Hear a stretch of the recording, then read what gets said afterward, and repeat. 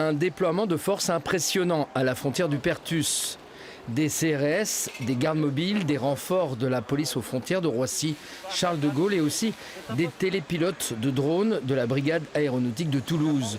200 fonctionnaires au total qui viennent compléter les unités présentes quotidiennement sur le terrain. Même chose un peu plus loin à Cerbère sur la D114 où toutes les voitures sont arrêtées. Pas de doute, le dispositif annoncé par le président de la République visant à renforcer le contrôle aux frontières est bien en place. Même si on ne confond pas le risque terroriste et le risque que représente celui de l'immigration clandestine, ces renforts, ils sont là aussi pour faire passer un message en disant cette frontière, elle est tenue, cette frontière, elle est contrôlée. Et lorsqu'on a des intentions criminelles ou des intentions, pourquoi pas terroristes, cette frontière ne peut pas être passée facilement. Pour appuyer les patrouilles qui contrôlent les chemins forestiers et pédestres aux alentours, très prisés par les clandestins, un drone assure désormais une surveillance quotidienne.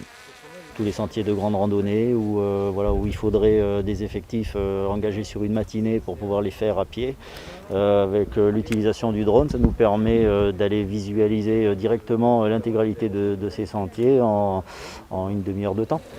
En place depuis une semaine, le drone a permis d'effectuer 6 interpellations, essentiellement des personnes en situation irrégulière. Avec le drone, on les a repérés, on les a récupérés ensuite dans le village de Cerbère. Le dispositif est également déployé à la gare de Cerbère, où les contrôles sont désormais possibles jour et nuit.